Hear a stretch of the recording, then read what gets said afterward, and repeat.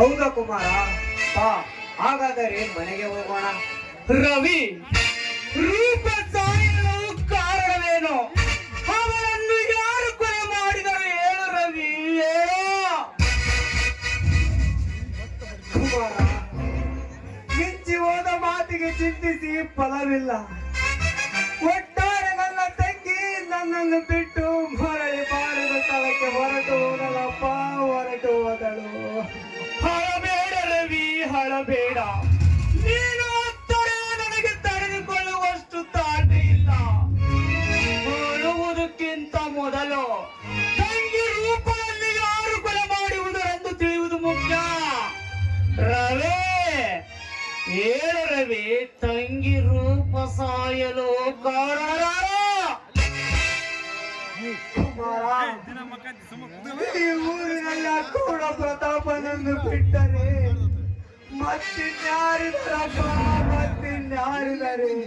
ಏ ಗೌಡ, ಗಾಯದ ಮೇಲೆ ಬರೆದ ಹಾಗೆ ಮಾಯುತ್ತಿರುವ ಗಾಯವನ್ನು ಮಾರದ ಗಾಯವನ್ನಾಗಿ ಮಾಡಿದೀಯ ಮಗಳೇ. ನಿನ್ನ ಸಾವು ನನ್ನ ಕೈಯಲ್ಲೇ, ನನ್ನ ಸಾವು ನಿನ್ನ ಕೈಯಲ್ಲೇ, ಗೊತ್ತಿಲ್ಲ? ಕುಮಾರ, ನಿಲ್ಲು. ಎಲ್ಲಿಗೆ ಹೋಗುತ್ತಿರುವೆ? ಆ ಗೌಡ ಪ್ರಾಣ ತೆಗೆಯಲು. ಕುಮಾರ, ನೀನು ಆ ರೀತಿ ಮಾಡಿದರೆ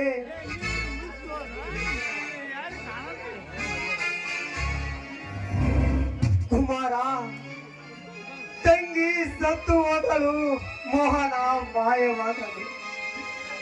ಈಗ ನೀನೊಬ್ಬನೇ ನನಗೆ ಆಸರೆ. ನೀನು ಅವರನ್ನು ಕೊಲೆ ಮಾಡಿ ಹೋದರೆ ನಾನು ನಿಜವಾಗಲು ಖಂಡಿತ ಅನಾಥನಪ್ಪ, ನಿಜವಾಗಲು ಅನಾಥನು. ರವಿ, ಆ ಮಾತನಾಡಬೇಡ. ಅಂತ ಕೆಟ್ಟ ಸರ್ಪಗಳನ್ನು ಸುಮ್ಮನೆ ಬಿಟ್ಟರೆ ಇನ್ನೆಷ್ಟು ಜನರ ಪ್ರಾಣ ತೆಗೆದುಕೊಳ್ಳುತ್ತಾರೆ ಯಾರಿಗೆ ಗೊತ್ತು? ಕುಮಾರ, ಅವರನ್ನೆಲ್ಲ ದೇವರು ನೋಡಿಕೊಳ್ಳುತ್ತಾನೆ ಬಿಡಪ್ಪ.